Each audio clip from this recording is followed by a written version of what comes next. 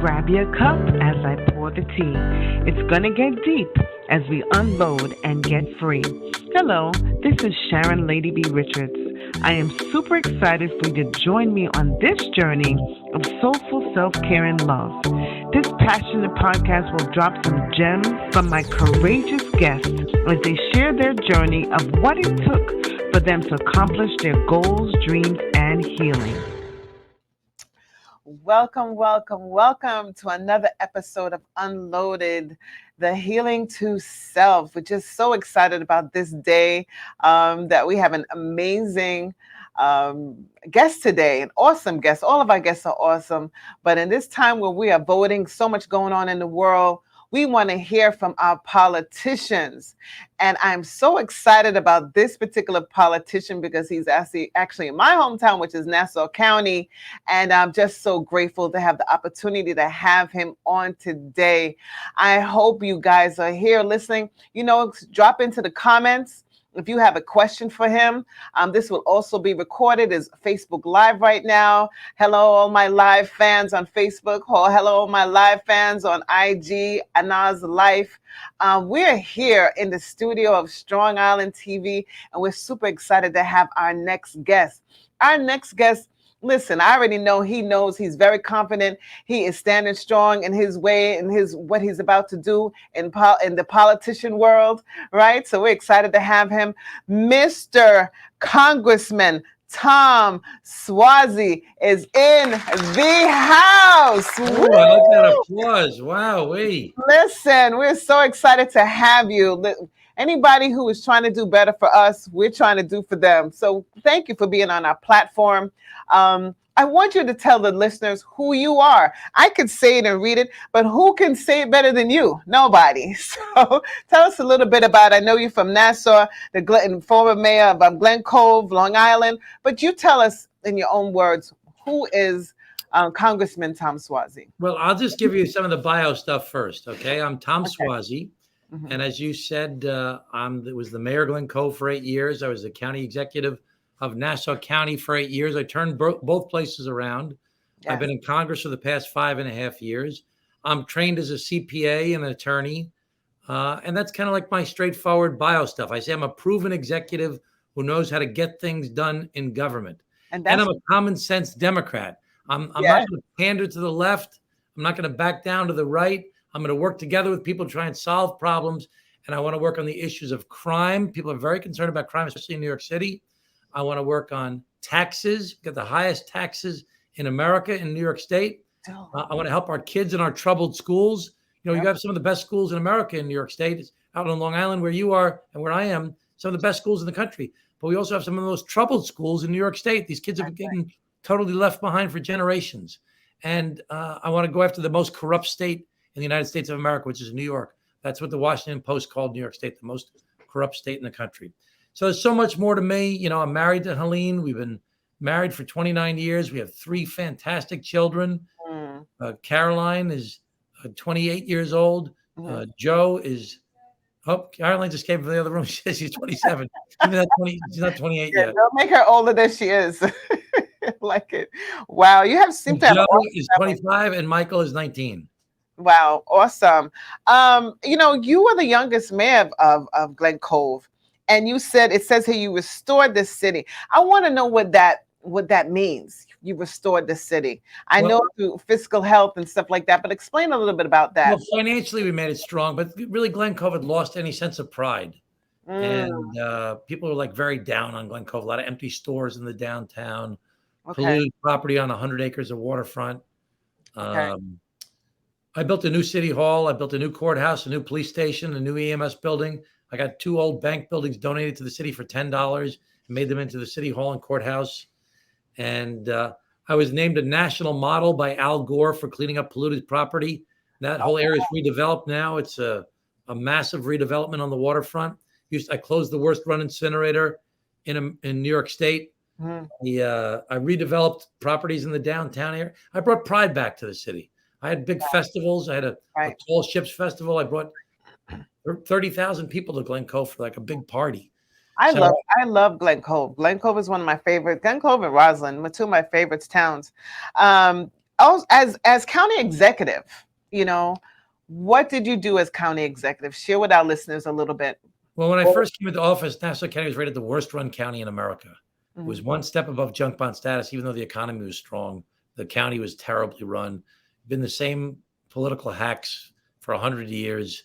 And I was the first Democrat with a Democratic legislature since 1917. And I brought it back to fiscal health.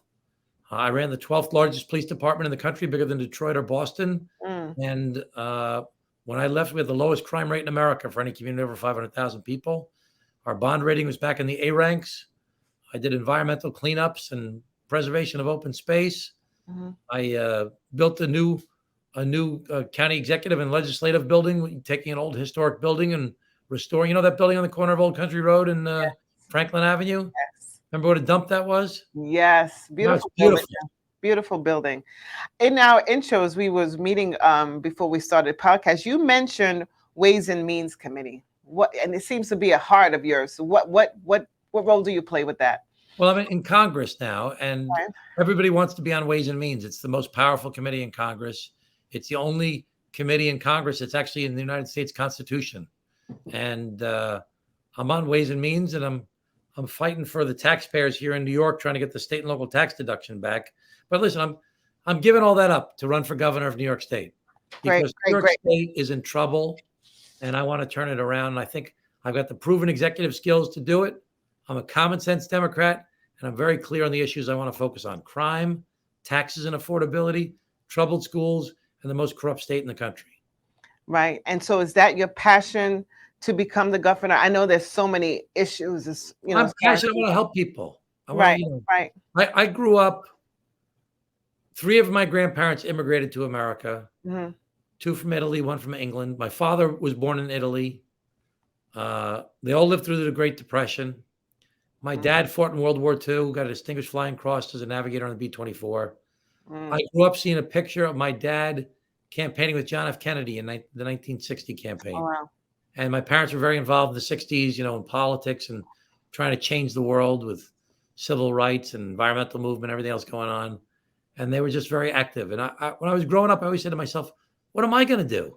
I didn't immigrate from another country. I didn't live through the Depression. I didn't fight in World War II. I didn't campaign with John F. Kennedy. What am I going to do?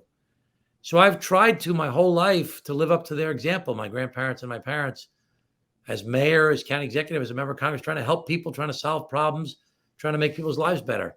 And I feel like everything I've done in my life has prepared me for this particular moment to try and help the people of New York State, because people are leaving. Everybody who's watching your podcast, right? There's somebody who moved to Florida, moved to South Carolina, moved to North Carolina, moved to Arizona or Texas, or they're thinking about leaving. And people are leaving because the crime rate's going up, because the taxes are too high. And my Democratic Party, got all great ratings as a Democrat, Environmentalist of the Year by the League of Conservation Voters, and Immigration Coalition's Person of the Year, and a F rating from the NRA, and a 100% rating from the Planned Parenthood and Human Rights Campaign. And, I'm the chair of the Labor Caucus in Congress. I'm a good Democrat. But the Democrats are not talking to people about what they care about right now. Right now they care about crime and taxes in New York State. Right. People say, well, Tom, why are you talking about crime and taxes? Aren't those Republican issues? I say, no. The people can't afford to live here. They're afraid to take the subway. Right. And so I'm so glad you said that. It was one of my questions. Like, my daughter can't afford to live here. People can't afford to live here anymore. The rental is crazy. What are some of the solutions to that right now?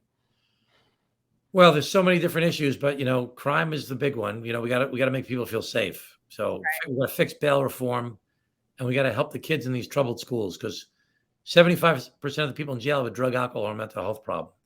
50% of people in jail have a learning disability. When we abandon these kids in school and they don't have a shot to succeed in life, that's where all of society's dysfunction comes from. So Bishop Desmond Tutu used to say, we spend a lifetime pulling people out of the river. Let's go upstream and stop them from falling in the river in the first place. Right. Prevention is better than cure. And so that's all the time. So what are your Congressman SuozzI, what are some of your solutions? I heard all the problems. And what are some of your solutions as far as even the children in school? That's a big concern right now for people. And also cost of living. like I said, my daughter can't afford to live here. Cost of living and the gas prices. Just what are your thoughts? Well, the kids in school, we have to bring all of our health and human services into our schools. Right now, all of our health and human services are designed to help adults when they're at the end of their rope and they can't take it anymore. And that's often too late. We need to change our mindset and take all of our social services, health, mental health, drug and alcohol, physically challenged, even youth and veteran and seniors programs, bring them into our schools and help these young kids when their problems are small. And by getting those kids in school, find out from what's going on in their families as well, and trying to address those problems at a young age before they become big problems. As far as affordability, we've got to cut the taxes. We've got the highest taxes in America. And we have to build a lot more housing, a lot more affordable housing in our downtown areas around our train stations. We need to go up and build more apartment buildings because we need more supply to meet the demand. And we need more affordable home ownership. We did this affordable housing in Levittown after World War II. It was a big new idea. It froze out all the Black and brown people. And generational wealth came from people buying these inexpensive homes for $20,000 and $40,000 and $50,000, $60,000 50 years ago. Now those houses are worth $500,000, $600,000, $700,000. When those folks pass away, they pass along that wealth to their children. That's where generational wealth comes from. We have to create more affordable housing for people like your daughter and other young people where they can afford to buy a place to live, and then they can own it, and then it can accumulate in value, and they can pass it on to their kids. Right. I really like that. I know you're just another topic, a big gun violence advocate. What is your thoughts on that? Gun violence prevention advocate. Prevention advocate. So I have a F rating from the NRA. You got an F. Co-sponsor of every piece of legislation to try and get the guns off our streets and prevent violence from happening. The problem is that there are too many people in Congress, especially the Republicans, but some Democrats too, that are beholden to the NRA. They do whatever the NRA wants, the National Rifle Association, and they don't vote for these laws. Even Governor Hochul, when she was a member of Congress, had an A rating from the NRA. She was endorsed by the NRA. She took money from the NRA. And she says she's changed her position now, but back in those days, she voted along with the Republicans on all these gun laws to even allow concealed carry, if you know what that is. But it's just, the bottom line is that we have some of the best laws in New York State on guns, but we've got one great law called the Red Flag Law. It hasn't been implemented, which is you can take guns away from people if they're mentally unstable or they have a drug and alcohol problem. And we're not taking advantage of it. That racist massacre up in Buffalo, that kid said he was going to kill his fellow students. He said he was going to kill himself. He was in a mental health institution for a day and a half. The state police investigated him.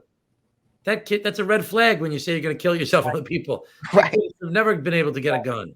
And his parents should have been able to take it away from him, or his teachers, or the cops, or the mental health workers. There's a procedure in place. We just haven't implemented it in New York State. So that's why when I say that it matters that I'm a proven executive, making a speech is good and passing laws are good, but you got to actually know how to run things. You have to be able to actually solve the problems. So as governor, I know you've just mentioned a whole lot of things, but what would be the first thing on your agenda? I would fix the bail reform. I would make it so that judges can consider dangerousness of the defendants who come before them. 49 other states in America give judges that power. We're the only state in America that doesn't do that. And the federal government gives judges that power. We're the only place in the country that doesn't allow it in New York State.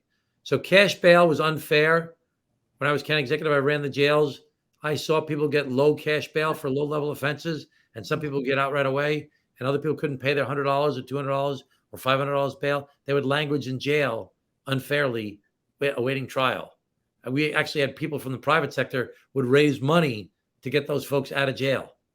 Wow. But it's not a fair system. We can't go back to cash bail. But we have to give judges the discretion to consider dangerousness. That's what Eric Adams is asking for. That's what the police commissioner, who came from Nassau County, actually, Nassau County Police Department. She used to work for me when I was county executive. Now she's a commissioner of police for New York City. That's what they're asking for. Kathy Hochul won't give it to them. The state legislature won't give it to them. We've got to get it for them. And your thoughts and your plan to get crime off the streets, reduce crime? I have a 15-point crime intervention and prevention plan. Short-term stuff, like giving judges the discretion to consider dangerousness, like I just mentioned. Expanding Kendra's law to help get the homeless people that are on the streets, that are a danger to themselves and to other people, off the streets, and to take their medication and to get the support services they need. To long-term stuff like helping our kids in the schools by bringing in the health and human services. Because as I said, 50% of people in jail have a learning disability. 75% have a drug, alcohol, or mental health problem. That all comes from young kids not getting their problems addressed when they're young in school.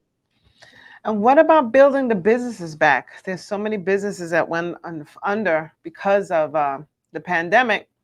Any plans for that? Well, we got to make people feel safe, or they're not going to go back to going into the city and using those businesses.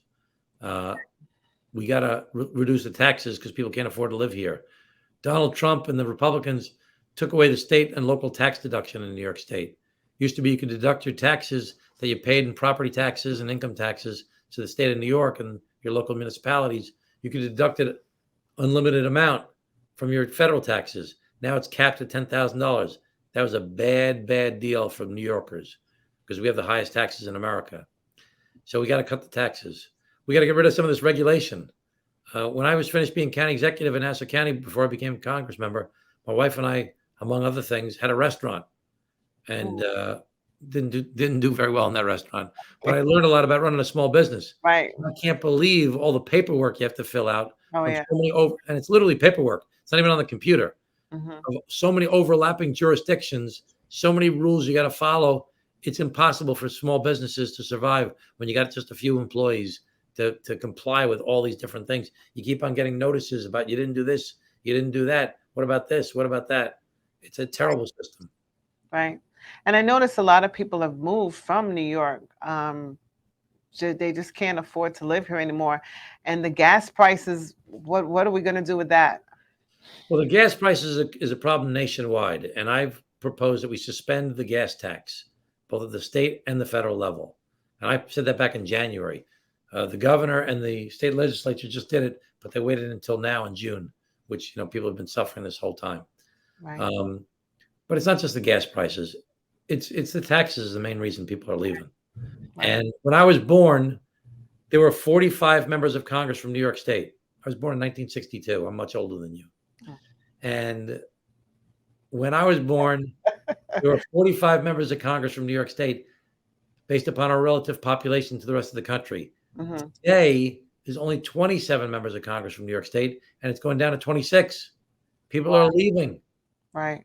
You know people that moved to Florida, right? A whole lot. North Carolina. Yeah, well, I have a business. My daughter and I have a business in Garden City South, and most of our clients right now are we call those birds. They live in Florida now. Birds. Yeah, and they live here.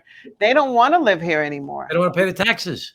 Yeah, I think they like living here. I think people love New York. I love New York. It's just the taxes. Yeah, it's just too much. You can't afford to live here. It's the taxes, the prices, the house. It's just everything. I love New York. I was born and raised here.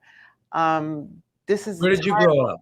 I grew up in Queens. Whereabouts? I was born in Cambridge Heights. Oh, my mother grew up in St. Albans. Really? Listen, I went to Andrew Jackson High School. All of my family went to Andrew Jackson High School. That's where my mother went. I was so glad they sent me to Bayside for some reason because they had the best football team at the time. So your family grew up in Jamaica, though, right? Well, my family is from Kingston, Jamaica, and St. Elizabeth. I know you said that you spent some time there. Yep. Well, first I lived in Trinidad and Tobago for 3 months. Wow. I had a friend of mine. What's that? I said, shout out to all our Trinis. Yeah, let's go. When I win this election, we'll go all have some callaloo soup together and some dasheen. With a tiny whiny on your boom boom. And then I had a friend who used to teach at Immaculate Conception High School on Constant Spring Road in Kingston. Okay. And I used to hang out up in Port Antonio where Jimmy Cliff used to hang out. Wow. A lot of good times in those days.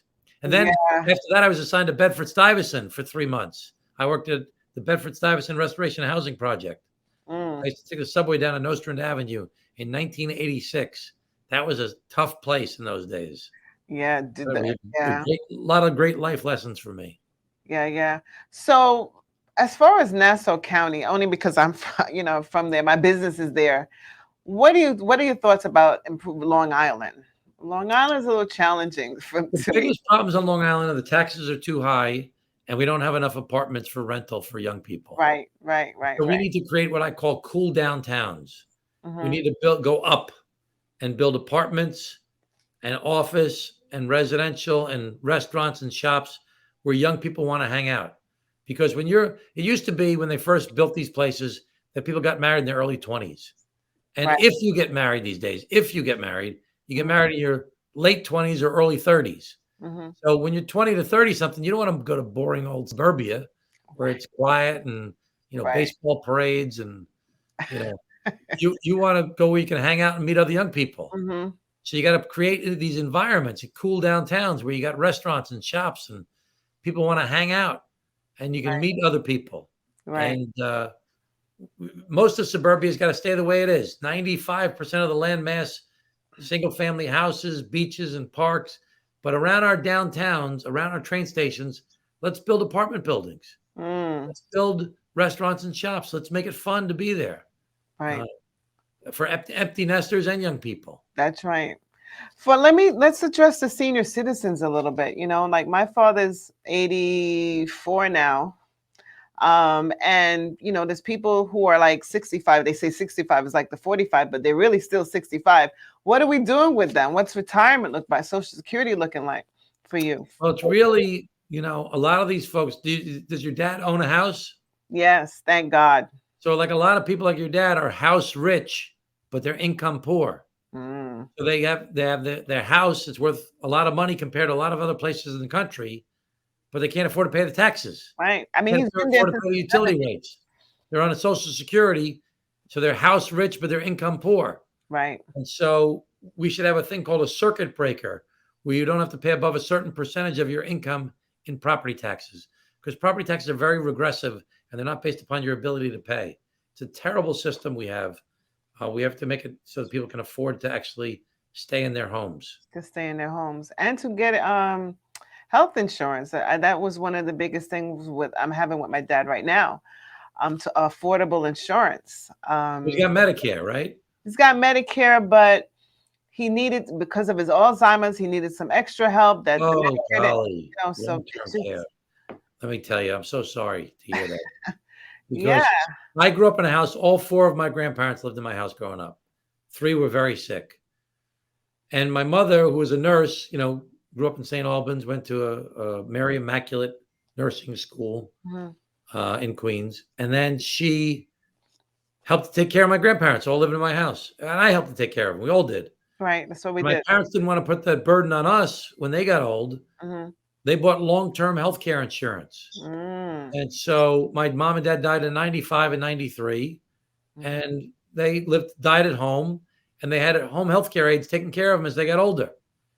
The problem is nobody can afford long-term care insurance anymore. Right. It's too expensive now. Right. And so I have a bill in Congress to actually address that. It won't happen, but it'll happen someday. There's a storm coming because there are 10,000 new senior citizens every day in the United States of America. Right. People's families are smaller, so their kids can't take care of them. People move away from where they grew up, so they're not around to take care of their parents. And we got all these older people. Can't put them all in nursing homes, and the system can't afford it. It's a terrible way to grow old, is in a nursing home. We got to figure out how to get health care for these home health care aides to take care of people, or to help families to take care of their parents in a way that's affordable. But that really requires a national solution. That I've got a solution. It's called the WISH Act, but it's not going to happen in the short term. Okay. Well, as long as we have a plan on the table, that sounds good. Congressman SuozzI, you have been a joy. Listen, and the fact that you lived in Trinidad, Tobago, the Caribbean islands, and you said a parish in Jamaica. What was that parish you went to? Jamaica was Immaculate Conception High School on Constant Spring Road. Yeah. When I was in Trinidad, I lived in Point-à-Pierre, and I went to church over in San Fernando, What was and your experience Marbella. in Jamaica? What's that? What was your experience like in Jamaica? Oh, I love All Jamaica. our Jamaican. I love all the Caribbean islands. Yeah, yeah, yeah. I ate a lot of great food, Hmm. whether it was Favorite jerk chicken in favorite food. Jamaica or roti Yes, in Trinidad, or it was pepper pot, or yes. uh, just had a lot of drinking Carib beer and Red Stripe. Okay, I red got stripe. it. Yep, those are the days. Great. Well, here on Unloaded, we Grouper soup, yes, callaloo soup. callaloo soup. You seem to really love that. We got to get you back to Yeah. Trinidad for that callaloo soup. But you know what I love about New York? We have some great Caribbean restaurants. We Oh, yeah. really do. We have some We have amazing. everything in New York. New York's the Really most diverse do. place in the world. I love New York. I listen. People try to get me to move out of New York, and I say, if I feel haunted at midnight, if I'm down south, there's nowhere to go. New York, there's always somewhere to go, something to And do. there's so many different, one great thing about politics is you get to know all different people from different cultures and Right, backgrounds.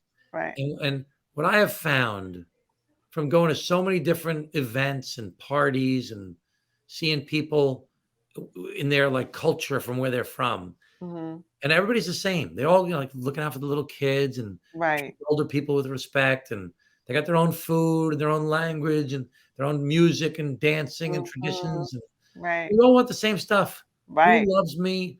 Who doesn't love me? What's right? What's wrong? How am I Right. going to pay my bills? How am Right. I going to take care of my kids? Right. Everybody wants the same stuff. Everybody's trying to divide us all the time about these small little differences when really we're all so much the same. Right.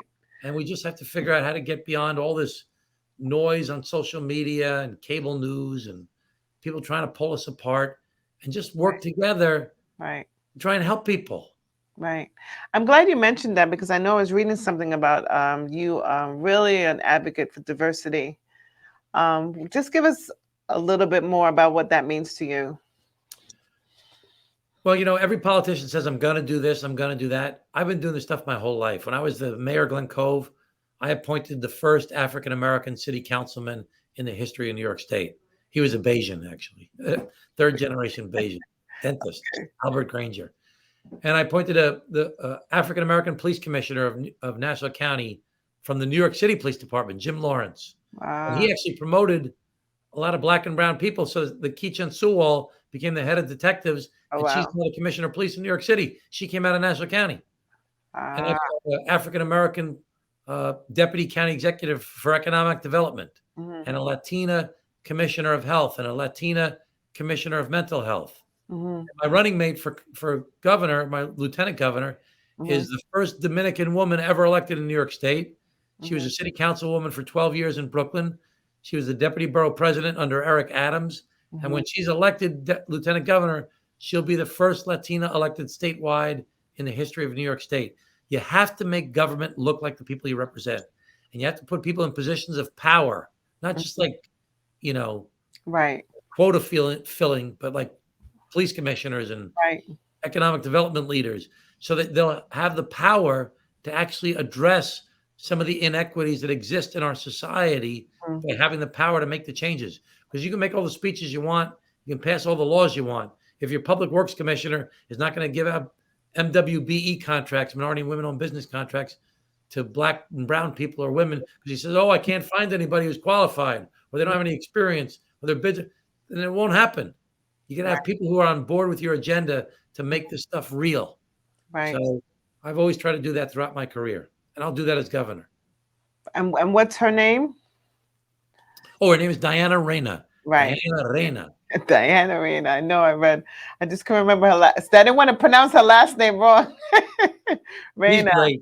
Her I husband is a lieutenant in the New York City Police Department, uh-huh. and we share the same values. She's a first generation American. I'm a first generation American. We both have very strong faith. We both have strong families. Mhm. And we both want to help people. Right. You said faith. How did your faith touch a little bit on how did your faith push you into your purpose? I've gone to church every Sunday my whole life. I'm sure I miss them along the way, but I mean, it's a big part of my life, and I like it actually. Mhm. And I'll tell you a quick story. God spoke to me recently. Jasmine. I did a reading. I did a reading at my grandparents' 50th wedding anniversary in like 1971. I was probably like 9 years old, and the reading was, "If God is for us, who can be against us?" Right. So I always knew that reading all my life. Right. Catholics, we don't read the Bible that much, even though I started to do Bible study about 5 or 6 years ago. Awesome. And Wow. I was at a black church when I was campaigning. I think I was in Queens, and the guest preacher got up and he's preaching and he says, "If God is for us, who can be against us?" And up on the screen flashed Romans 8:31. Now I never knew. I always knew that saying, Right. but I never knew it was Romans 8:31. 8:31 is my birthday. Wow. In the middle of this race, this is a tough race for governor. And I said, no matter what happens, if God is for us, Yes. I love it. What an awesome story. Congressman SuozzI, tell us, last question for you. Why should we, our listeners, vote for you? Why? If you want somebody who's got a heart for the people and the proven skills to actually get the job done, I'm your person. If you want somebody who's going to win in November and beat the Republicans, I'm your person, because the sitting governor only has a 37% job approval rating. And God forbid she wins the primary and then loses the general. If you want a proven executive, if you're sick and tired of going to the far left or the far right, and you want a common sense Democrat who's going to fight for the people and who's going to focus on the things you care about, crime, taxes, our children in our schools who've been left behind, and the corruption in New York State, then I'm your candidate. If you're sick and tired of all the stuff you hear happen in Albany, the Buffalo Bills Stadium $1 billion giveaway, the lieutenant governor getting arrested for bribery and corruption, refusing to fix bail reform, you're sick and tired of all these highest taxes in America and nobody doing anything about crime, then I'm your guy. So if you hear me on the show tonight and you like me, tell your friends, tell your neighbors, tell your coworkers, spread the word. Help me to win this race, because very few people are going to vote in this primary on June 28th, the Democratic primary. If you hear me tonight and say, you know what, I don't like this guy, Tom SuozzI. I don't think he's any good. I wanted to hear Unloaded, and I didn't like this guy, the guest tonight. I'm never going to vote for him. Then if that happens, just keep it to yourself. Don't tell anybody else. I like that. I like that. I think you can actually do some comedian work, Congressman SuozzI. Oh, it was a pleasure having you. I think our time is up. I just want to thank you for coming on Unloaded today. I'm sure the listeners got an earful, got to know you better. I know I got to know you better. So glad. I love your passion for what you're doing. And I love that you actually have a scripture to go with your passion. That's amazing. Your story was amazing. Go forth. Go forth. We're wishing you all the best and blessings and prayers for you. And hopefully we'll see you at, what day was that again? What's the date to vote? June 28th is the Democratic primary. June 28th, guys. June 28th. Show up. Very few people are going to show up. Stop giving away your vote to the people that get involved. They're pulling us to the left. They're pulling us to the right. Do the normal stuff that we want to do, working together. That's what we need the people for. Right. Well, thank you. And take care. Have a good night. Get some rest. Tell your wife and family hello. Thank you so much. Appreciate you. Thank you, Tom. Thank you. I had a really good time with Congressman SuozzI. I am so grateful to have the opportunity to interview him. He was an amazing guest. He is running for New York governor. June 28th, he said, go out and vote. If you heard him today and you like what you heard, go out and vote. If you didn't like what you heard, go out and vote. It is your right. Thank you for listening to this episode of Unloaded. We're grateful. We're on all the podcast platforms. We're on YouTube, on Strong Island TV YouTube, Unloaded YouTube. We're also on Facebook, Strong Island Facebook. You can also watch on Sharon E. Webb Richards' Facebook. There's a lot of platforms you can listen to and watch us. I hope you got some gems and nuggets. I hope this episode encouraged you and your purpose. Thank you for listening to Unloaded, the Journey to Self.